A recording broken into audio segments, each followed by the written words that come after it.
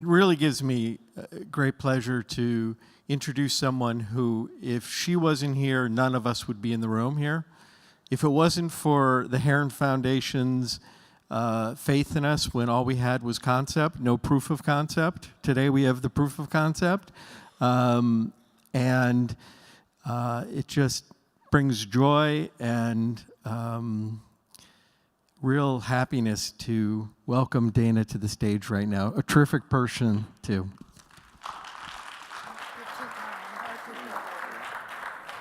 All right, well, we're in the final stretch here, and it's Mark is far too kind. We're happy to be supporters of CECP in the beginning and as we go forward.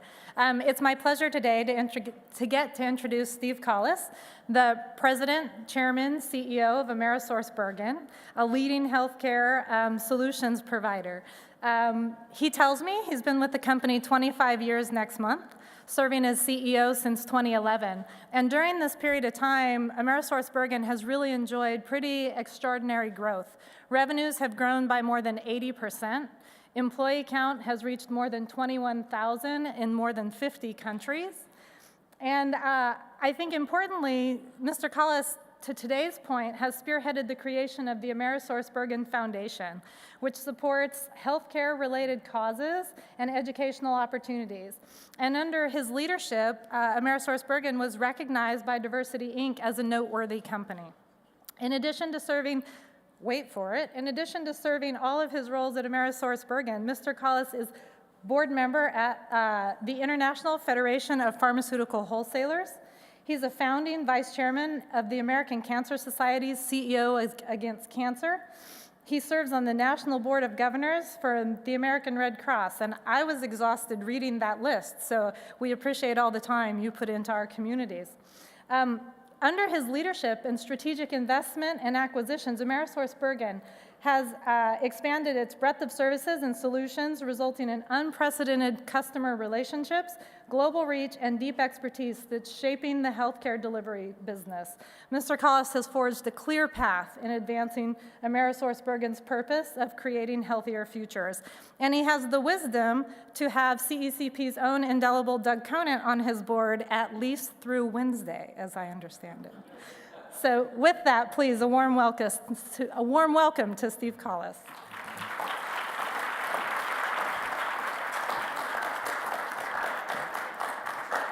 Thank you, Dana. Thank you. That's right. Thank you, everybody, for staying here through a lot of very interesting and diverse presentations. We've talked about diversity, but we've had a lot of diversity in the presentations, different companies, and we're a B2B company, so you won't have tasted our products. You probably all have taken a prescription at some time, and you've almost definitely got it from one of our, we have about 30% of all US prescriptions go through our warehouses, so, so at some stage you've had our product, but you wouldn't know it, and we don't have any branding, and, we've somewhat been compared to the FedEx or UPS of distribution of pharmaceuticals. So that's a good maybe company, a good description, infrastructure. We help businesses work better.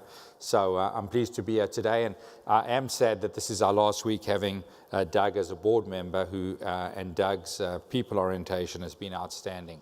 So when I went up to get ready for the presentation, to get the microphone, I observed that there's a tremendous amount of cocktails out there. So there's good news that after this you will see a very diverse set of alcohol and very high premium alcohol as well. So I'm going to try to get you there as quickly as I can and be fairly brief because I know it's been a long but very good day. So when I became CEO, I'd say the biggest change we've had is, there's the slide on that our lawyers wanted to use, all saw that and read this fine print. So I'm going to get to now our purpose. So when I became CEO, and my predecessor is a very close friend. We meet about once a month, maybe once every 2 months, and we are very good friends. We've had a good relationship. I think that's very helpful. It sounds, I think, Peter, like you have that. And Raj Gupta's over there, and he knows my predecessor. I think they're on like a couple of boards together. But he will be the first to tell you we're very different. he saw the stakeholder as the shareholder. That was it. I think, like a lot of CEOs today, I have a much more broader set of who our stakeholders are. And, it starts to me with the business experience I have, where we looked at manufacturers and patients as stakeholders. And that was the background I came from. And we weren't just distributing products, we were distributing life-saving drugs.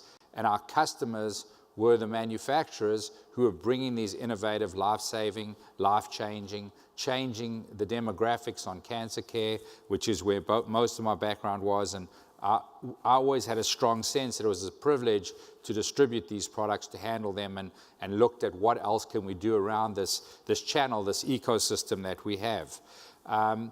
When we started, so we had the AmerisourceBergen merger in 2001, and I was really had found being the fourth employee and first general manager of our specialty business. And in those days, we were growing literally 50% a year, 30 to 40% top line, 50% bottom line for about 5-6 years, with so many new therapies that were coming out and really accelerating our market share. It was the most wonderful time in my career. But what we needed was a sense of purpose. And the first time we identified a mission, vision, and values for the company, I wasn't really a big fan, but I became a big fan through the practical application of that. When I had salespeople or corporate development people that said, when I'm in a meeting, I think of our mission, vision, and values, I know if I'm on the right track with something. So when I became CEO, we got, again, I'll say it, Doug Conant and another gentleman, Dick Garknow, as board members. They said to me, Steve, you really are a purpose-driven company. You just haven't really packaged that and communicated that well. You are patient-centered. You are focused on a diverse set of stakeholders. You are interested in creating long-term value. You are a sustainable-oriented company. So we really should think about helping you be a purpose-driven company. And we considered that, and we weren't quick to jump into it, but we really have embraced the purpose-driven company fully and believe it's a very essential part of our culture, of our ambition, of our daily existence. And really that purpose is we are united in our responsibility to create healthier futures. And the panel at lunch, I thought, was, I'm in healthcare, so I'll tell you, you had 4 outstanding CEOs there. I've been privileged to be in a group with Mark for about 8 years, 4 times a year. He participates actively, and every single time he provokes the conversation. And well, you've all heard Alex. So I thought that was an extraordinary discussion. Wish it could have gone on for longer, but it was a great discussion on healthcare. The 20% of GDP, which we hear about so much. Quickly, show of hands, I can't do the survey, but I wish I could. What percentage of healthcare spending do you think pharmaceuticals is? Anybody want to say? So that 20%, do you think that the pharmaceutical part of that is, 30%, 20%, 5%? Anybody have higher? More than 30%. It's not someone in the healthcare. Dana, you're not in healthcare. You think it's 30%. Okay. So it's 15%. It's 15%. So people get very, very surprised by that. But to us, it's a very important 15%. And I think people focus a lot on the high cost of maybe some specialty medicines, orphan drugs in particular. We had this really important drug that came out called Sovaldi, which created a lot of attention. But what we are really focused on is those 82% of prescriptions that are generics that are more affordable than they've ever been. And then the brand drugs, which are really becoming specialty drugs. Brand products have really become specialty products, and we have a real expertise around that. But back to our purpose and guiding principles. We also have adopted, credos for why we exist, but who we are and how we live. And when we combine why we exist with who we are and how we live, this tells a powerful story about what we all work so hard to do every single day. it's a challenge that we are well positioned to achieve. So people who are in the investment community, one thing that stands out for AmerisourceBergen, we are like the 13th or 14th largest revenue company in the US. So our revenues are over $160 billion. But our operating profits, pre-tax, are 1.3%. So we have to be very, very efficient. We also don't own any of the patents. We don't own any of the products. We do some quality work around products, but we really are essentially a service company. So we have to have a very strong culture. We also have to trust our associates to deal with life-saving drugs, but also drugs that could have a lot of abuse problems associated with them. And also, when you're working at 1.3%, you better be safeguarding your assets, including your inventory and your receivables. So we really focus very strongly on who we are and how we live. And we do try to live by this. And recently I was interviewed, we did a video article, but we really did it off the cuff. It was intended to be almost a TED Talk for our associates. And the question was asked to me, what does it take to be successful at AmerisourceBergen? And my immediate answer was, and I hold this to be very true, is you have to put people first, and you have to definitely not put yourself first.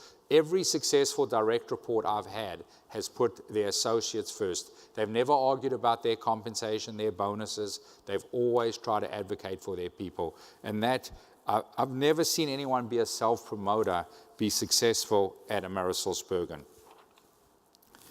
So again, our strategy is really hinged on the purpose, the being united. Another thing that I've done, we still do have a lot of different service lines, but we've tried to make the company, and I think we've worked very hard on this, to be one AmerisourceBergen. Pharmaceutical-centered, focused on specialty medicines, focused on customer partnerships, focused on community providers, and also with very strong financial metrics. So let me take a minute or two and talk about each of those. So specialty medicines is tremendously important to our healthcare, to AmerisourceBergen. We really have seen specialty medicines go from being a niche within our business, with being a different business line, to being the core of what we do. Specialty medicines drive cancer care. They drive, we had Regeneron, of course, that's a specialty medicine, and have really made a difference, have changed the demographics of healthcare. We heard about someone being born today is going to live to 150. I love that saying. I heard the Minister of Health for Germany say last month that every second girl in Germany who's born today will live post 100. And a lot of that is going to be because of incredible drugs. These drugs are going to be much more specific to your own diagnosis.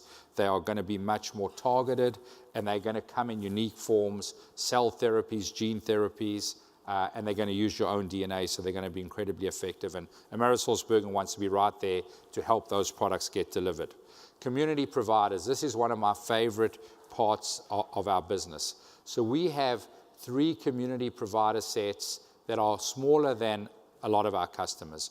Community pharmacies, community veterinarians, and community oncologists, that we have really created substantial practices around practice management, around purchasing, around education, around logistics, around community, that help these businesses stay viable. I think people often will ask you, how does a community pharmacist stay in an era of CVS acquiring Aetna?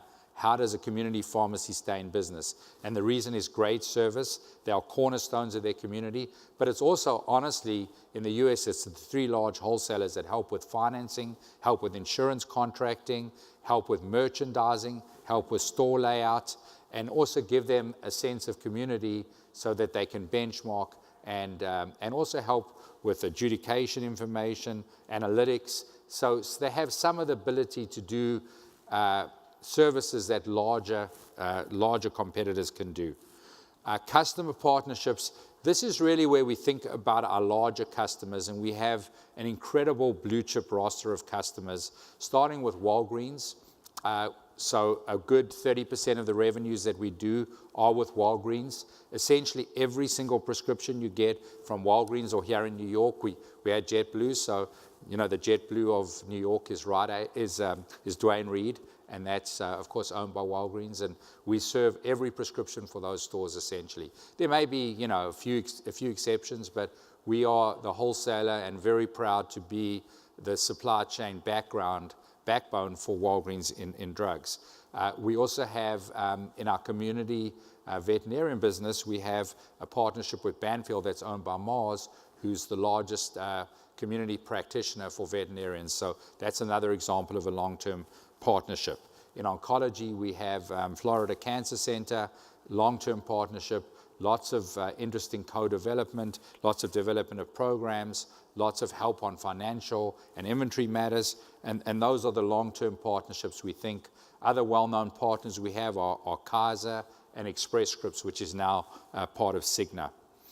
Cash flow generation, we are, of course, a public company. I'll show you some of the metrics. We try generate cash flow at 1.25 to 1.35 times net income. Bennett, I might be getting a problem there. I think I should say 1.25, but we essentially, it's very, very interesting, right? So we do about $400 million a day in sales, and our cash flow generation could be about $1.5 to $2 billion. So, that's just 4 or 5 days.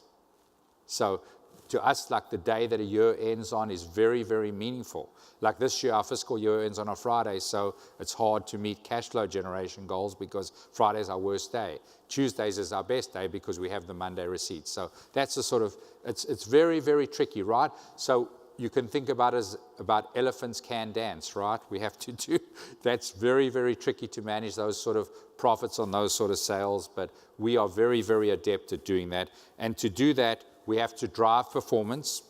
We have to leverage scale. We're very, very intent on making the right internal investments. Our board scrutinizes CERs over $10 million because those are very important to us. We want to make sure that we are effectively using that cash flow. We want to look at where we have advantages and build on those advantages. So investments that we make, and we've done about $7 billion in investments, M&A since I'm CEO, have really been focused on creating new competitive advantages with our customers or our suppliers. That's really how we think about strategic M&A. How do we get more integrated? How do we get more active? How do we get more valuable to our suppliers and our customers? And we think a lot, lastly, about access. So access is a very important word in healthcare. It's a very important word in pharmaceutical care. AmerisourceBergen runs the largest patient access programs in the United States. We have 4,000 people that work every day on behalf of pharmaceutical manufacturers to get patients access to drugs. It's really remarkable work we do. If you think about it, the average person is probably talking to 80 to 100 patients a day. So it's really a remarkable service we do. And if you think about, your child gets diagnosed with, has leukemia. What do? How do you pay for the drugs? It's a confounding array of financial responsibilities. So we are very proud to help. That's a typical example of the type of business we do. And the concept of doing good while doing good. Lash, to me, the business that I helped acquire in 1998, really exemplifies part of where AmerisourceBergen does some good. So if you think about our business, I know a lot of CEOs up here have had that slide. So the $160 billion in revenues I've talked about, 21,000 associates. The people that are actually involved in 140 billion of those 160 billion number about 6,000. So it's pretty remarkable. We have so many people in our services and program businesses. The people that are involved in the supply chain business where we're highly scaled, highly automated, highly efficient are only about 6,000 that are driving 140 billion in revenues. So it shows you as well how efficient we are. Our global offices are really driven by a business we have called World Courier, which is a really remarkable clinical trial logistics business. We are in 50 countries. We are the #1 distributor of specialty pharmaceuticals in the world, #1 distributor of animal health. Jim Cleary really helped start that business. AmerisourceBergen acquired it about 4 or 5 years ago as a really excellent adjacency for us. Every day we deliver to well over 50,000 sites and deliver about 3 million healthcare products. We are really benefited by a strong U.S. pharmaceutical market. Of course, we've got a lot of blueprints and discussions around reference pricing, and any of you who are politically involved or following knows that this is a really pivotal debate. Again, 82% of the prescriptions are generic, and it's a highly competitive market where the U.S. is on a par with the rest of the world. The debate is the other 18% of products that are driving 90% of the spend, and particularly when it comes to innovative drugs, how should those drugs be priced? What should the level of annual increases be? These are all very good discussions, very worthwhile discussions. And AmerisourceBergen actually helps enable manufacturers to have that discussions. We have a business called Extender, for example, that really helps with pricing on new drug launches and comparative effectiveness and areas like this. We have benefited from greater employment. And also the focus in healthcare today is on, instead of procedures, but really on outcomes and value created. So what should a drug be priced at? If there wasn't that drug, what would the cost be to society? What would the cost be to that family? What would the cost be to that employer? What would the cost be to the government? So we think about that a lot, and we think that pharmaceutical care will still be the most efficient form of healthcare going forward, as it has been in the past. This is our financial performance. We've had we had very good first few years. We've been hampered a bit in the last few years by a difficult acquisition we made, as well as concerns about pricing and just the rotation out of the market for pharmaceutical services stocks. But I'm proud of our record. We've had a good mix between share buybacks and M&A. We were known when the first acquisition I made was a year after I became CEO. It was World Courier. We've done extremely well there.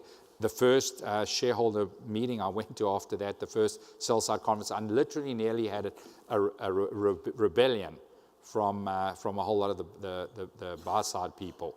It was quite extraordinary, and I landed up having to get very, very firm and talk about why we were doing this. I was accused of doing it for empire building and wanting to. Somebody even said, well, you're South African, you want to have a little business in South Africa. I mean, so it's just absurd when you think about someone who's so vested in the company as I am, doing things for anything other than creating value for our stakeholder set. It was very, very galling to me. And, after 3 or 4 questions, I'm a pretty easygoing guy, but after 3 or 4 questions, I just had to put my foot down. And I think a lot of people either got out of the stock or more came in. So I was pleased about that.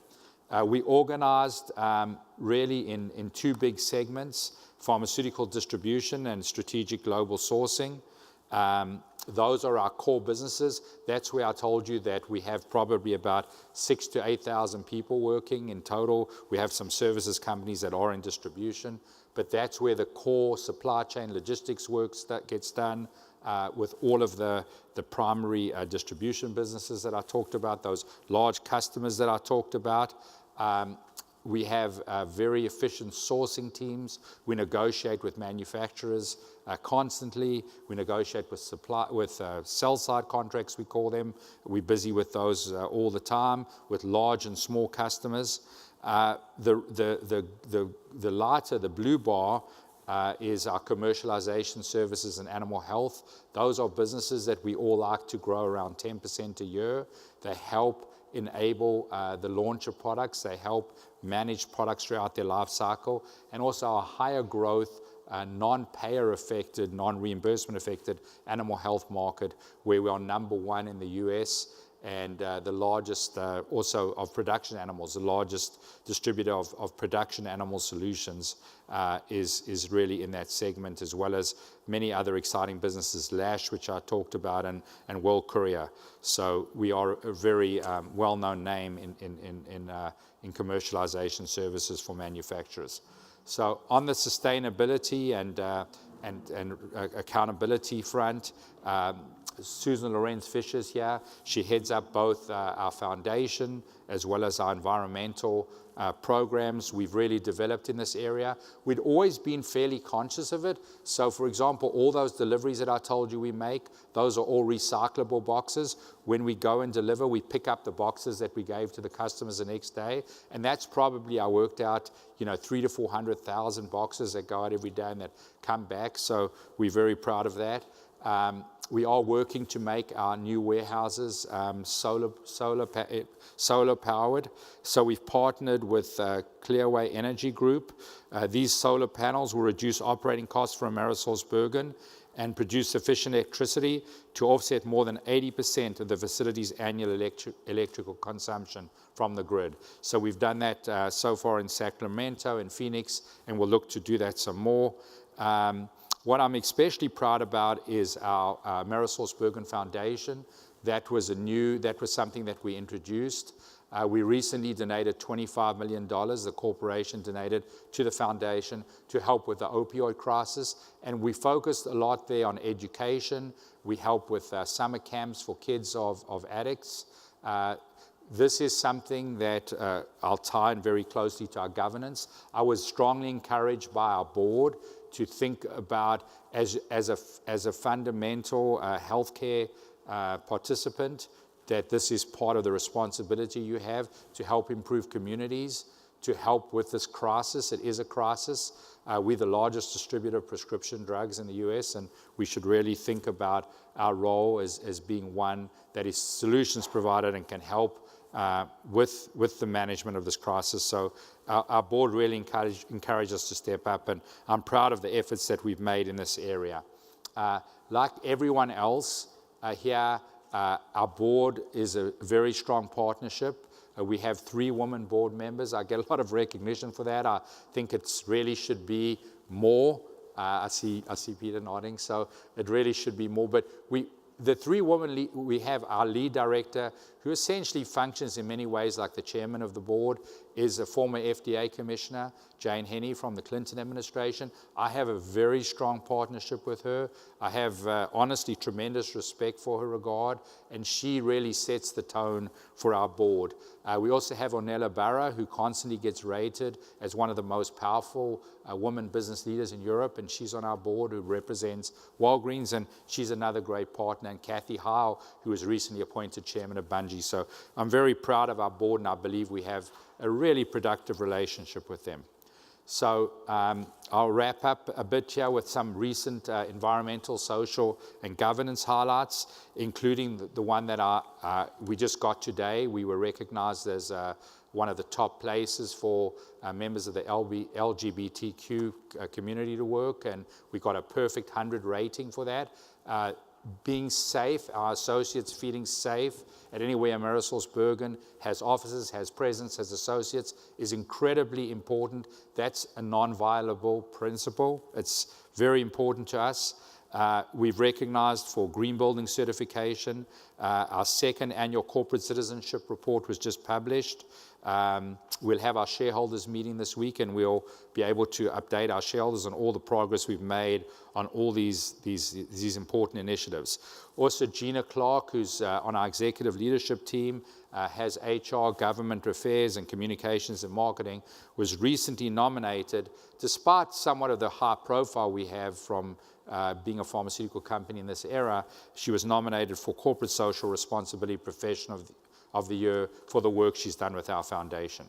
So, as I wrap up here, and I'm a little bit ahead of schedule, when you think about AmerisourceBergen, I think you can see hopefully a strong culture of empowering our associates, of being purpose-driven, of a really blue-chip roster of customers, performing innovative services and solutions, successful financial stewardship as a public company, and also the leadership in specialty distribution and services, and the thought that goes into that. So again, I'm happy to take questions from the audience, and thank you for your time, and thank you for my many colleagues who attended, made the arduous journey from Philadelphia here today. Thank you. Thank you.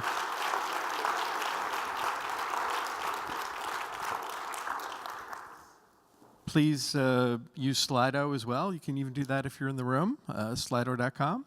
Questions?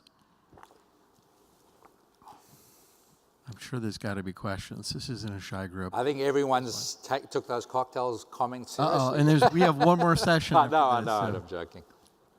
So how do you think, is this on? How will Cyril do in getting South Africa back on the right track after the disastrous Zuma 9 years?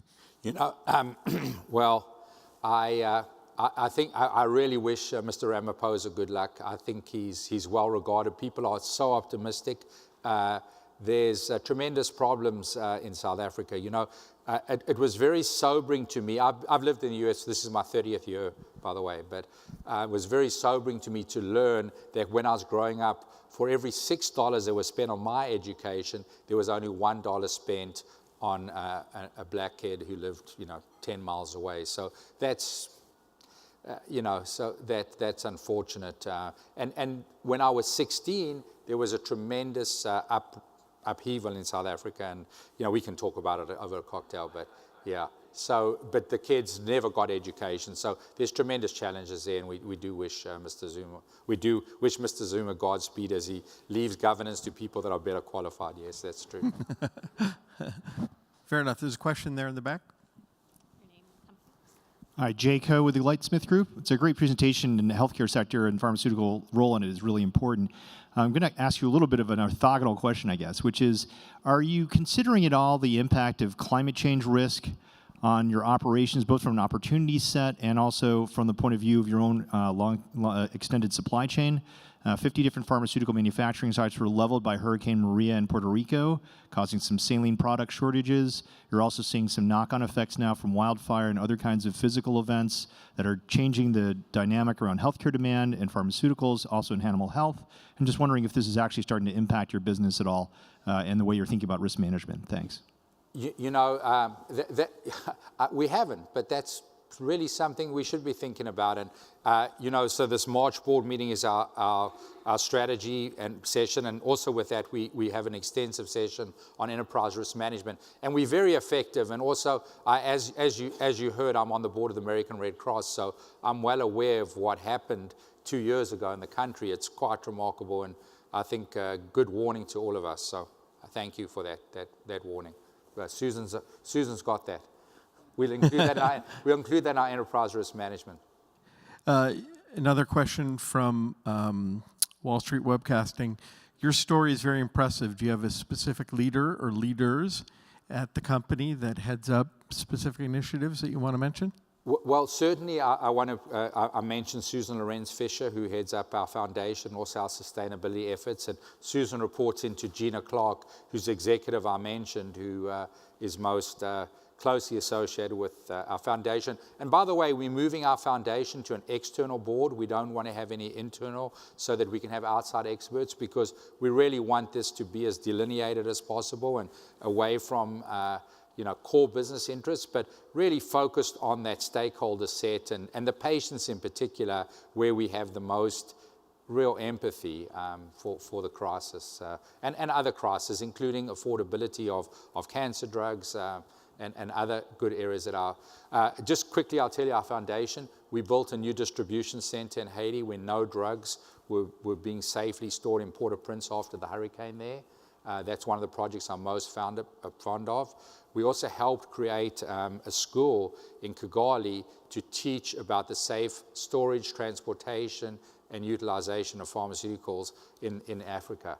So there was a French school in Liberia that did that, but there was not an English school. So we were very involved with that, along with the International Wholesale Federation. So we do great projects like that, and very proud of it. Next question from Wall Street Webcasting. At lunch, there was a healthy debate about whether our health system was providing a warranty versus a system that is outcome-driven. So do you want to add to the debate? You know, I thought that was an excellent comment. I mean, I think we are too often repairing the car. We're not thinking about, not thinking about what that car should look like. How does it get manufactured? How do we make sure that the car is really well maintained as opposed to not getting its oil changed? And that is something that it's very hard. We have so many benefits in the US, but it's hard in the way our incentives work that people aren't incented enough. So one great idea I heard, I know you want to move on, one great idea I heard when I was at Davos was from a terrific healthcare entrepreneur, one of the top in the world, a gentleman, Adrian Gore, that when we do our reports, our governance reports, we should report on the health of our own associates so we can show the progress we're making on wellness. And that's, I think, a very valuable governance idea that maybe we should start thinking about having companies report, and we're definitely looking into that. We don't usually like to be on the bleeding edge, but I thought that was a good idea and put our own wellness metrics out there for our own associate base. So. Excellent. Is there another question? No. Oh, up front? Oh, there's someone's pointing. How important is reporting and managing climate and greenhouse gas emissions in the pharmaceutical business? So I think it's probably very important. We're not really a clinical company. We're a company that buys these products. But I believe it's probably very... Susan, do you have a perspective? Maybe someone can give Susan the mic. She's more of an expert. Thank you. No, it's definitely very important, and it's something we do. We've been disclosing to CDP for about 4 years now. Thank you for that. And with that, Well, thank you very much for your thank you. presentation. Mark, thank you.